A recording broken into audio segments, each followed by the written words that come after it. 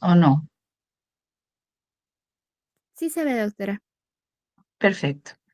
Ya, entonces vamos a hacer lo que toca: fenómeno de herniación, hidrocefalia, síndrome meningio, cefaleas agudas y neuralgias faciales. Todo eso vamos a hacer. Ahora sí que empezamos mejor. Miren, la herniación es cuando, como están viendo ahí en la figura, es una emergencia neurológica porque hace que el líquido cefalorraquídeo o la sangre que están en un sitio normalmente hagan presión y aumentan la presión, y eso comprime y desplaza, pues, ¿no?, las estructuras cerebrales. Entonces, esa es la herniación. Claro, cuando esto puede ser así, como es solamente lateral, va a provocar también una alteración que puede ser una emergencia. Si va al tronco encefálico, ya puedo llevarle al exitus letalis, ¿no?, a la muerte, porque ustedes saben que en el tronco encefálico tenemos las funciones vitales. Entonces, eso puede pasar. Y acá lo que estamos viendo es la herniación aquí, que está comprimiendo los ventrículos, la línea media. Entonces, las herniaciones más importantes: está la sulfarsina, que es el giro del cíngulo que se desplaza bajo la hoz del cerebro. La uncal, que es el uncus temporal, se desplaza hacia el tentorio y comprime el tercer nervio, y eso nos va a dar la anisocoria, ¿no? Después tenemos los transtentoriales. Después tenemos la transtentorial central, que hace que descienda el tronco encefálico. Y entonces, al entrar en el agujero ¿no?, de la vértebra, se puede hacer una hernia y llegar pues al exitus letalis. La tonsilar, que es de las amígdalas cerebelosas, que también descienden por el foramen magno y comprime el bulbo, y también esa pues llega al exitus letalis, a la mortalidad, ¿no? La de la tonsilar. Entonces, las causas de las hernias son los traumatismos encefalocranianos, las hemorragias, los tumores cerebrales, edema cerebral por hipoxia, las infecciones, encefalitis, accidentes cerebrovasculares y la hidrocefalia aguda. Y lo que da es un dolor de cabeza pues cada vez más creciente, las náuseas, los vómitos, la somnolencia, va al coma, la anisocoria, ¿no?, o sea, la pupila de mayor tamaño, y los signos de daño de tronco cerebral, los cambios de la frecuencia cardíaca, la respiración y las posturas de descerebración o de corticación. Pues depende, cuando ya está en una fase avanzada y el paciente entra, se hace descerebra o se decortica, ¿no? Entonces tenemos esas figuras. Y el tratamiento siempre son de urgencia. Hay que bajar la presión intracraneana. Le metemos dexametasona o manitol, ¿no?, que es en emergencia. Hacemos una hiperventilación controlada temporal, drenaje de líquido raquídeo, pero eso sí hay que tener mucho cuidado, porque si ustedes meten la aguja y el goteo es muy rápido, se pueden clavar, ¿no? Entonces, eso habría que ver si podemos hacerlo, pero así de manera muy cuidadosa, porque si no se enclava el paciente y va al exitus letalis, ¿no? Y la cirugía descompresiva, o para quitar el hematoma, ¿no?, o el tumor, lo que está causando. Veamos la hidrocefalia. La hidrocefalia es cuando se acumula el líquido cefalorraquídeo en los ventrículos. Antes veíamos estos niños así con una tremenda cabeza toda llena de vasos, ¿no? Y entonces, claro que también puede afectar, pero es que en los niños, como la cabeza se distiende, es más notorio, ¿no? Pero también se da en los adultos, claro que pueden herniarse. La hidrocefalia obstructiva quiere decir no comunicante, porque por algún motivo se obstruye el acueducto de Silvio por una estenosis, o puede haber tumores de ependinoma, glioma, meningioma, pinealoma, los quistes coloide, no aracnoideo, la hemorragia. Todo esto puede hacer una obstrucción.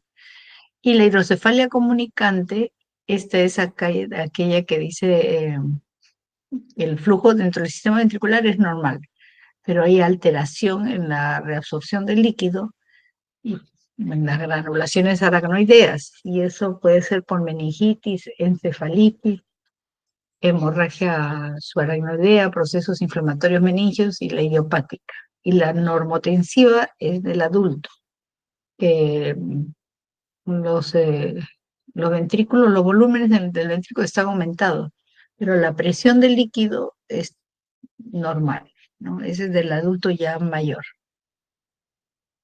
Esa es la hidrocefalia que veíamos antes, ahora no se veía, felizmente. Y es en los niños pequeños, macrocefalia, aumento del perímetro cefálico, las fontanelas pues ahumbadas. Como todavía no está cerrado, entonces las suturas están separadas. Entonces el niño hay vómito, irritabilidad, retraso del desarrollo, o sea, desviación ocular inferior, dice que el signo del sol poniente. En los adultos, cefalea, náuseas, vómitos, somnolencia, ya pueden entrar hasta el coma, ¿no? El papiledema, de fondo de ojo, los problemas motores o cognitivos, según vaya siendo la causa. Miren, y eso es lo que vamos a encontrar cuando hagamos la tomografía o la resonancia. Una ventriculomegalia así, así, porque va destruyendo, pues va destruyendo la masa porque se va expandiendo el líquido. El índice de Evans, que es mayor de 0,3, ¿no? Diámetro frontal de ventrículos. En el edema transependinario hiperseñal periventricular, porque el líquido está filtrándose también, pues, ahí todo, ¿no? Y ventriculomegalia con surcos corticales no tan prominentes porque están abombados. Y la tomografía es útil en urgencias para poder detectar una hidrocefalia rápidamente. ¿Y cómo se hace el manejo de la hidrocefalia? Tiene que hacerse un shunt, una derivación, ventrículo peritoneal, ¿no? O, como dice, del tercer ventrículo endoscópica, especialmente en estenosis del acueducto.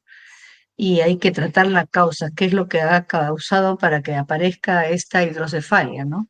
Si hay una infección, un tumor, una hemorragia, qué es lo que ha pasado. Y la prueba de punción lumbar con extracción de líquido puede orientar para ver cómo va la respuesta a la derivación, ¿no? En la del adulto. Y el síndrome meningio. Ahora vamos al síndrome meningio. El síndrome meningio son los síntomas y signos, pues, ¿no? De la irritación de las meninges. Generalmente por hemorragia subaracnoidea o las infecciones o la inflamación, ¿no? Esto nos va a dar el síndrome meningio.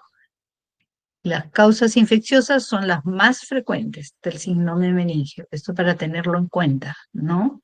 ¿Y cuáles son? Meningococo, neumococo, hemófilus, influenza, listeria, ¿no? Los estreptococos del grupo B en neonatos. Las virales, que generalmente, felizmente, las virales son más benignas. La tuberculosis, ¿no? Después las de hongos, Cryptococcus neoformans, sobre todo los pacientes que están inmunocomprometidos, y los parásitos, toxoplasmosis, ¿no? Y las causas hemorrágicas, la subaracnoidea, ¿no? Por la rotura de un aneurisma, las hemorragias meningias traumáticas, ¿no? Sobre todo la sangre en el espacio subaracnoideo irrita las meninges y da toda esa sintomatología. Y las causas no infecciosas son los procesos inflamatorios autoinmunes, lupus, sarcoidosis, la infiltración meningea por tumores, ¿no? Los fármacos pueden dar hasta una meningitis aséptica, la química por la irritación después de que ha recibido una cirugía, ¿no? Y los quistes o procesos ocupantes que afectan todo lo que es el espacio subaracnoideo. Entonces, ¿qué es lo que tenemos aquí en la clínica? La cefalea que es intensa, todo el cráneo, ¿no? De inicio agudo y progresivo. Fiebre en la infecciosa, fotofobia y fonofobia, que es la molestia a la luz y al sonido, la rigidez de nuca, ¿no? Que eso es lo más característico, la imposibilidad de la flexión cervical de la manera completa, náuseas, vómitos, que son, claro, como dice, tipo proyectil, o sea, son el malestar general, las mialgias, postración severa, y que puede llegar hasta el compromiso de conciencia y convulsiones. Ahí dicen hemotecnia, síndrome meningio, dice confiesa, contracturas, fiebre y dolor de cabeza, ¿no? Eso es lo que dice.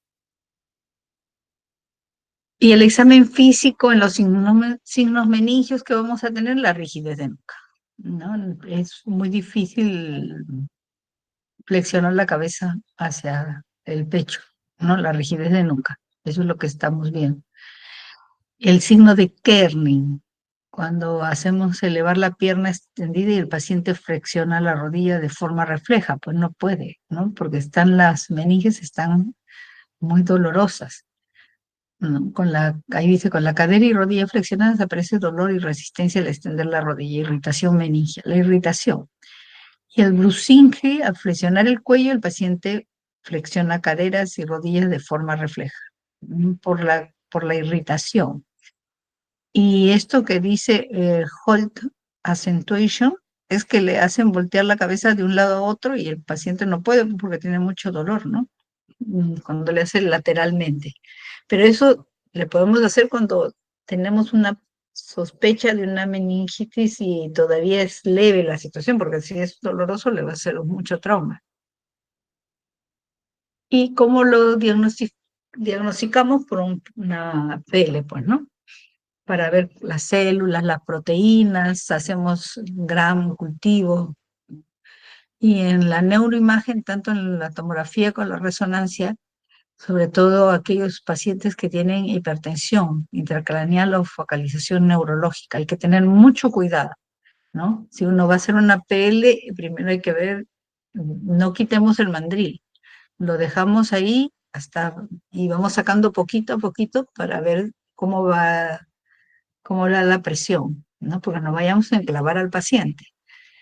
El hemograma, PCR, procalcitotina, según lo que nosotros sospechemos de la etiología. Veamos las cefaleas ahora, ¿no?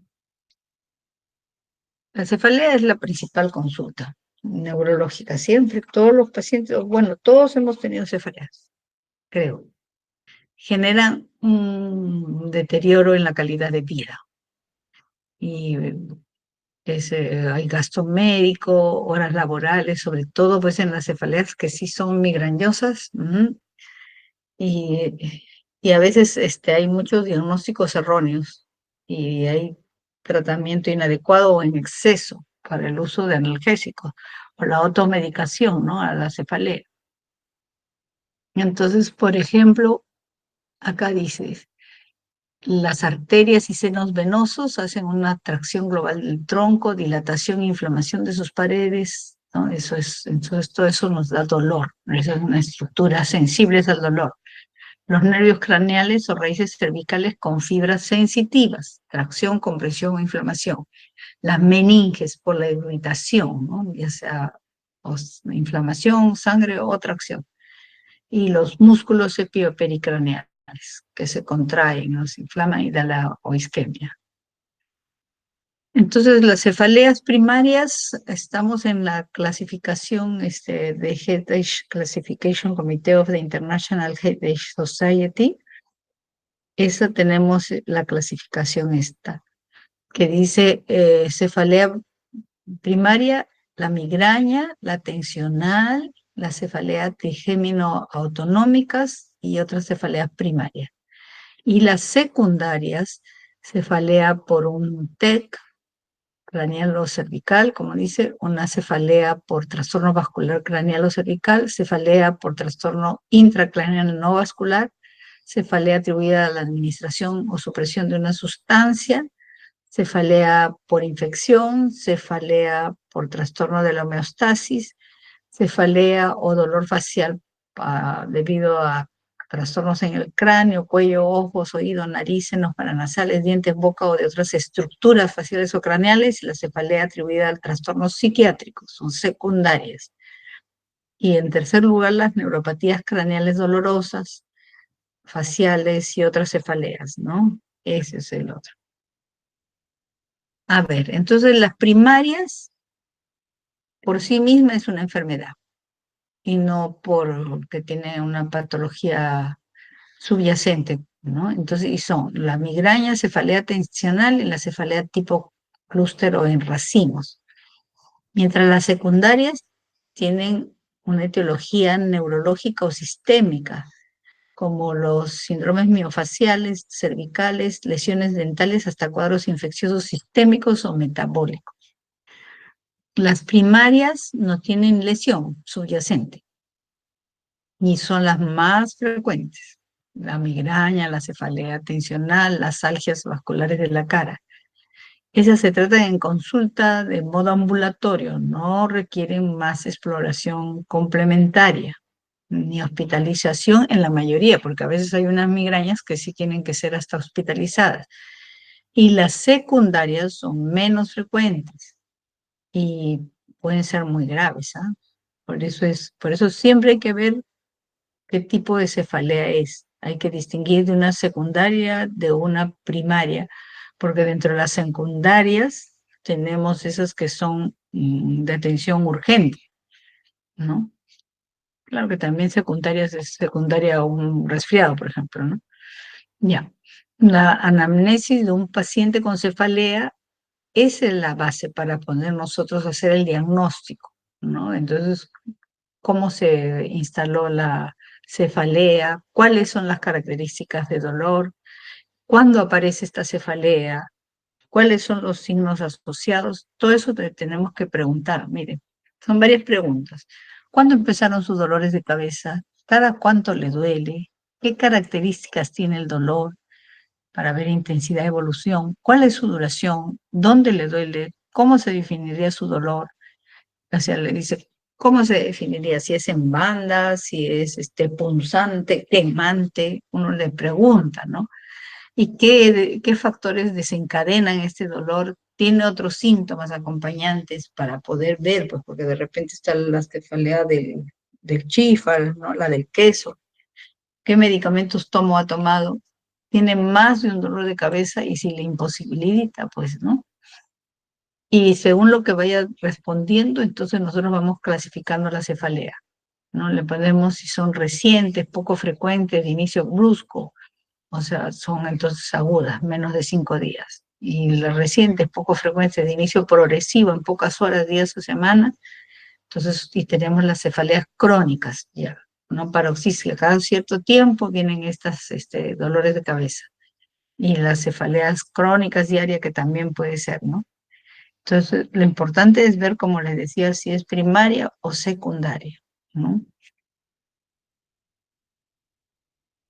La primaria son recidivantes de curso benigno, frecuentes, 90-95%. También está la migraña que puede ser con o sin aura, la cefalea tensional y la cefalea clúster o en racimo. Y las secundarias son las peligrosas. O sea, hay una patología subyacente, 10-15%, y puede ser por un TEC, por trastornos vasculares, alteraciones metabólicas, infecciosas. Entonces, eso es lo principal a distinguir de una cefalea. Las características del dolor. Entonces, a veces, si es un dolor muy intenso, no podemos distinguir entre primaria y secundaria. Pero a toda cefalea que es intensa, repentina, hay que ponerla primero como secundaria y mejor explorar, ¿no? O sea, primero es que asumamos que es una cefalea secundaria. El tipo de dolor puede ser pulsátil, continuo, tipo de descarga eléctrica, como si le trituraran la cabeza, presión, simple molestia. Esto no es patognomónico de alguna etiología en particular, ¿no? Mientras la topografía nos orienta. Si es un dolor temporal, podemos pensar en una clúster, una enfermedad de Horton, pero no es particular tampoco, no es que sea específica. Y otra sí, porque si ha tenido un TEC, ¿no es cierto? O entonces ya sabemos que ha sido una cefalea secundaria. O hay sustancias tóxicas o una pele, pues también, al hacer una pele y si el paciente no se mantuvo echado y de repente se levantó, viene por el cambio de presión, la cefalea, ¿no? Ahí dice por hipotensión del líquido cefalorraquídeo, enfermedad general febril. Entonces, pero una cefalea de esfuerzo o una cefalea coital puede ser benigna, pero también puede ser que puede que haber una hemorragia. Entonces, eso también tendríamos que ver. Y una cefalea tras una punción lumbar es por hipotensión generalmente, pero puede haber una trombosis venosa central. Siempre hay que estar alertas, lo principal es la anamnesis. Ujú. Por ejemplo, hay una cefalea por hipertensión arterial que nos puede dar un ACV posparto, la trombosis venosa de extremidades inferiores, las neoplasias con su metástasis, la infección por virus de inmunodeficiencia humana, la toxoplasmosis, ansiedad y depresión también, porque descompensan, ¿no? Y los consumos de sustancias de tóxicos, psicotrópicos. Entonces, en la exploración hay que hacerle control de funciones vitales, ¿no? Y toda la exploración física general, pero hay que hacer la exploración neurológica y regional. Y nosotros estar pendientes de cualquier anormalidad que encontremos. Entonces, siempre hay que estar pendientes y a pesar de que de repente nos dice que tiene cefalea y no le encontramos nada, pero siempre hay que estar alertas. Ujú. Entonces, en la exploración, ¿qué es lo que vemos? Estado de conciencia, ¿no? Para ver si hay algún problema de déficit focal, cómo están los párpados y las pupilas, para ver el Claude-Bernard Horner, ¿no? Cuando hay el problema de la carótida interna, para ver la midriasis. Cuando hay la compresión del tercer nervio por un aneurisma de la comunicante, ¿no? Posterior.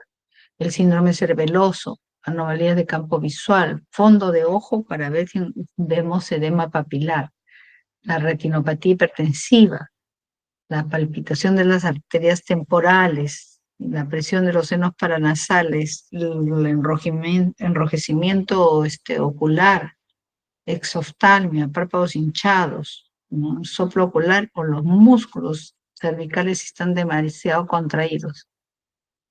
Entonces, nosotros tenemos que examinar todo eso y las pruebas, a ver, ¿qué podríamos hacer de pruebas complementarias?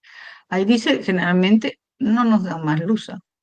Entonces podríamos hacer una velocidad de sedimentación, proteína C reactiva para ver si hay una arteritis de la temporal en los pacientes más de 60.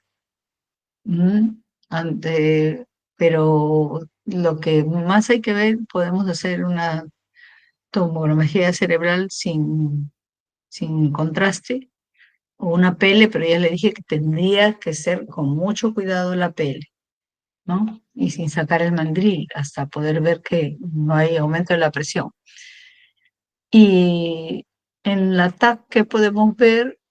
Si hay sangrado, pues, ¿no? Entonces, para lo cual, por eso tenemos que pedir una TAC sin contraste, para ver si vemos una sustancia opaca, ¿no? Eso tendríamos que ver. Y también si hay una hidrocefalia, ¿no? Que nos diga que hay un tumor o un absceso. Entonces ahí ya tenemos que entrar con contraste para poder ver y delimitar la masa. o una angioresonancia, pues. ¿Ven? Entonces estamos viendo para ver qué hay. Necesitamos las masas.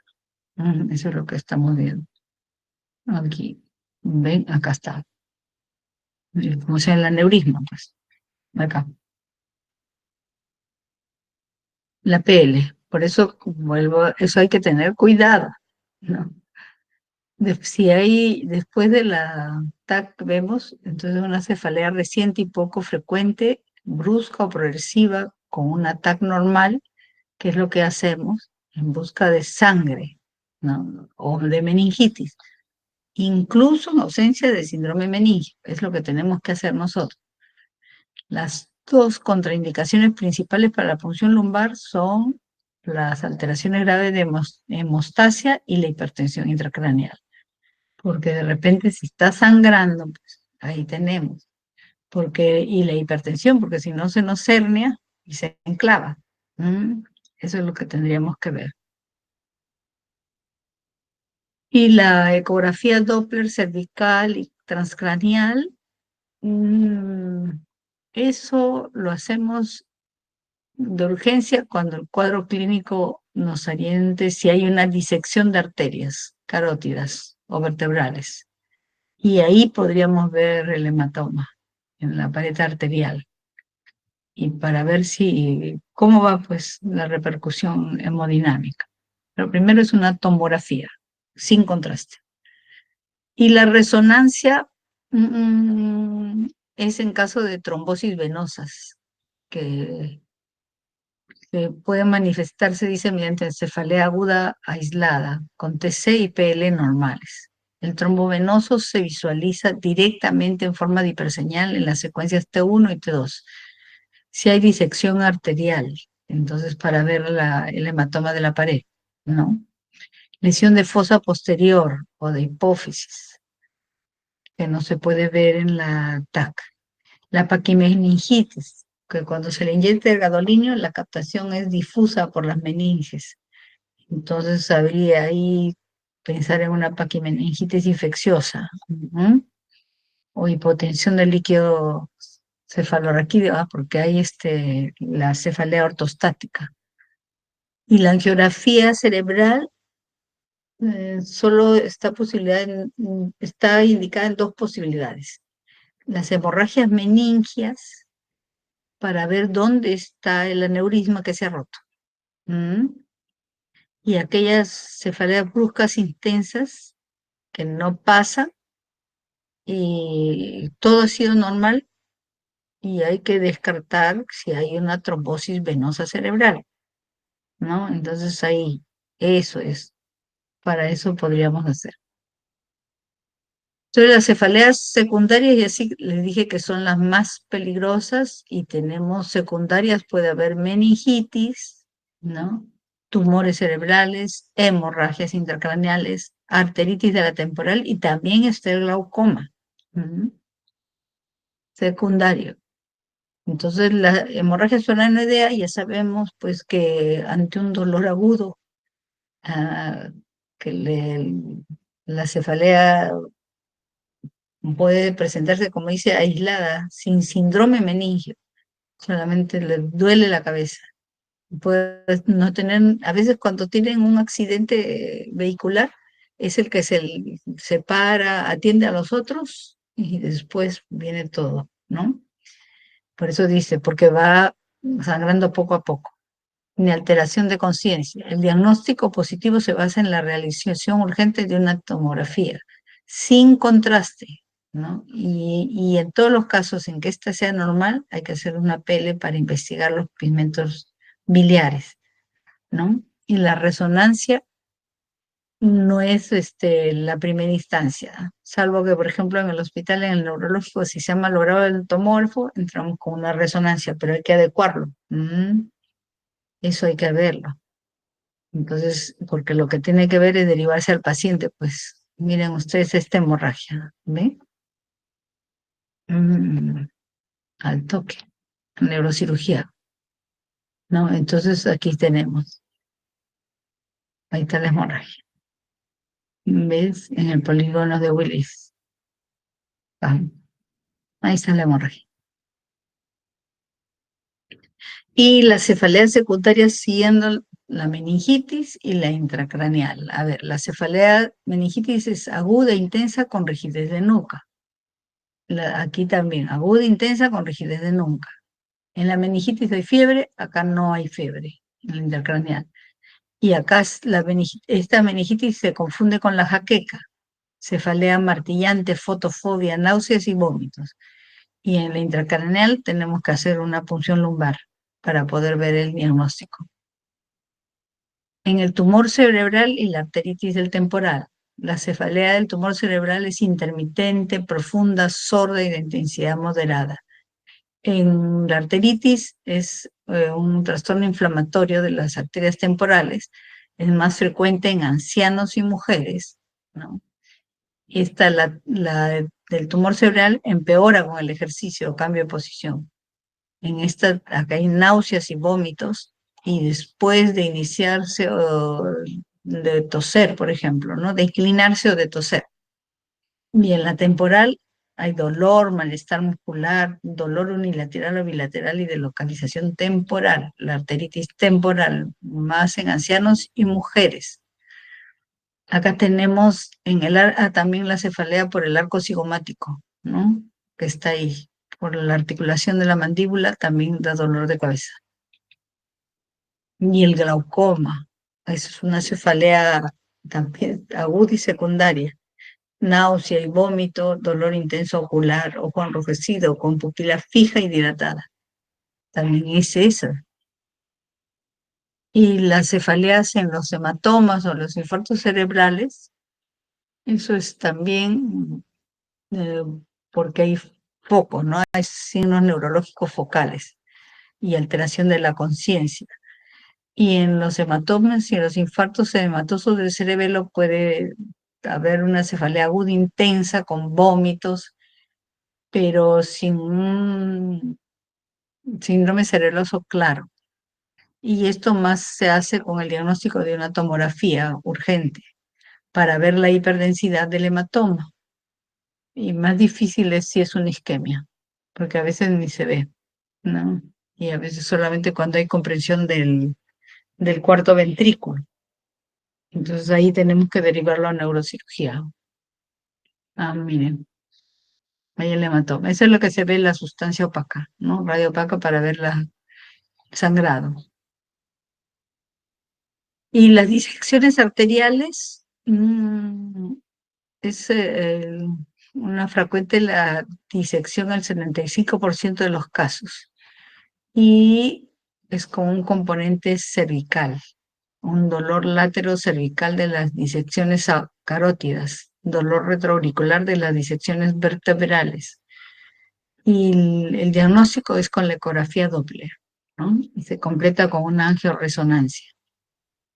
Y la encefalopatía hipertensiva es una cefalea aguda o brusca, progresiva, con elevación de la presión arterial. Puede llegar hasta 240 con 120. Mm. Y además hay alteraciones visuales, bilaterales, puede convulsionar. Y en el fondo del ojo vamos a encontrar la retinopatía hipertensiva, ¿no? O sea, borrando todo lo que es el disco en sí. Entonces hay que hacer un diagnóstico diferencial para ver si hay un edema papilar por éstasis, ¿no? Y la hipotensión del líquido cefalorraquídeo, esto es porque el paciente, como después de que le hemos hecho una PL, ¿no? Y se le ha pedido que permanezca en cama y no hace caso, y se para, entonces ahí es el problema. Comienza la cefalea, ¿no? Entonces, pero hay que ver pues, que si se le ha hecho la PL. Y la cefalea también de los tumores intraventriculares es también una cefalea brusca con alteración de la conciencia y A veces son por quistes, coloides del tercer ventrículo, y entonces hay que hacer la derivación a neurocirugía, ¿no? Aquí está bloqueando esta parte del ventrículo. Luego tenemos las neuralgias craneales. Entonces, esto es por un dolor en los nervios craneales, ¿no? Entonces, la principal, la neuralgia del trigémino, ¿no? Entonces, esto es una neuralgia muy difícil también, ¿no? Y tenemos la del quinto, que puede ser supratentorial, la del noveno y décimo, los estímulos de la fosa posterior, y la séptima, las raíces cervicales para estructuras infratentoriales. O sea, estamos viendo acá toda esta parte. Ujú. ¿Ven? Y ahí está. Y así está. Muy bien. La neuralgia del trigémino es una afección dolorosa, paroxística, y se desencadena porque uno toca algunas zonas en gatillo y entonces se desencadena la neuralgia del trigémino, ¿no? Y son paroxísticas, como dice, dolor facial, unilateral, pero puede ser bilateral en 2 por 5 de los, a 5% de los casos. Es muy intenso, lacinante, muy difícil también, así como el dolor talámico, ¿no? Ujú. Puede ser segundos hasta 2 minutos y se precipita por factores exógenos. En el 90% de los casos demuestra la existencia de zonas gatillos, o sea, hay territorios que generalmente alrededor de la boca o la nariz que son muy sensibles y al tocarle desencadenan la neuralgia. Y entonces, pero no hay una deficiencia neurológica asociada, aumentan frecuencia e intensidad. En periodos de remisión de dolor, la actividad motora está normal, hay problemas para conciliar el sueño, hay un pródromo, o sea que le va avisando que va a haber un dolor de cabeza, ¿no? Y generalmente a veces se inicia en el dolor como si fuera el de la pieza dental, ¿no? Dolor de muelas. Mayor en las mujeres, mayores de 50 años, más en el lado derecho. A veces difícil que cruce la línea media, afecta más a la segunda rama, después la tercera y por último la primera, ¿no? La segunda, la tercera y por último la primera. Y es la de mayor frecuencia con otros cuadros dolorosos. 15.000 casos nuevos en Estados Unidos cada año. La mayoría de las crisis son en 60% boca y oído y 30% nariz y órbita. Entonces, la etiología, la posible existencia de un compromiso vascular por daño vascular que predisponga a desarrollar una zona en gatillo. La teoría de la desmielinización, que lo que haría es que se tuviese aparición de cortocircuitos, provocando una sinapsis de los axones de manera anormal, y esto explicaría la génesis del dolor. Y hay repetición en familias de tipo dominante con penetrancia incompleta, o sea, hay una carga genética. Y los tratamientos depende de la edad y grado de reversibilidad de los efectos terapéuticos. Lo importante es controlar la tensión emocional y hay 3 tipos de tratamientos. En la primera fase, anestésico local. Se le puede también inocular novocaína al 2%, claro, sin vasoconstrictor, o carbocaína, ¿no? 3%. Y eso es en la zona de la neuralgia para disminuir el gatillo. En la segunda fase está el tratamiento farmacológico, que es la carbamazepina, que es un anticonvulsivante, y acá se le da una dosis de 400 miligramos día hasta lograr dejar una dosis, ¿no? adecuada. Ahí hay un 60-90% de éxito y puede comenzar con mareos y náuseas. Si no cede el dolor, tiene que ir aumentando la dosis, siempre después de la comida o asociada a antiácido. Es sostenido porque si no baja el nivel, ¿no? Entonces puede haber intolerancia gástrica, hipersensibilidad, vértigo, ataxia, leucopenia, trombocitopenia, anemia plástica. Entonces también se puede dar imipramina y amitriptilina, que conviene, ¿no? Para aumentar la disponibilidad sináptica de serotonina y noradrenalina a nivel del espinal. Además son analgésicos y antidepresivos y podemos asociar la imipramina o la amitriptilina a la carbamazepina, ¿no? Y la otra, ya cuando no pasa con nada de estas cosas, pasamos a la quirúrgica, ¿no? Y podemos eh, inyectar alcohol para destruir las fibras del tronco nervioso. Y ahí ya, a nivel del agujero redondo mayor, oval o la salida de ramas terminales. Y duración de 6 a 15 meses. En pacientes que no pueden ser sometidos a intervenciones endocranianas. Eso se puede hacer, ¿no? Ya estas son las técnicas quirúrgicas: rizotomía retrogangliar facial, tricotomía trigeminal vulvar, la técnica de Hanata Iran, bueno, eso es de neurocirugía. La electrocoagulación para poder eh, electrocoagular las fibras finas con poca mielina. mm, Entonces, conserva la sensibilidad, dura 2 a 3 años. La descompresión microvascular, también por abordaje suboccipital, a la parte posterior del nervio trigémino. ¿Con qué hay que diferenciarlas? Con las pulpitis de las causas de las caries, ¿no es cierto? O pequeñas fracturas, dolor disfuncional, dolor vascular, dolor por sinusitis maxilar y el dolor posherpético, que es un dolor también agudo y lacerante. Y aquí ya terminamos todos los dolores. A ver, jóvenes, ¿alguna pregunta?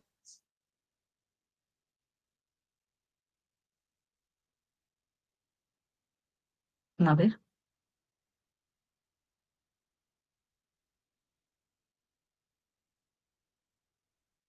No, no. Entonces, ¿qué tenemos? Muy bien, jóvenes. Entonces, dejamos ahí nomás, ¿no? Y ya ha sido un gusto con ustedes.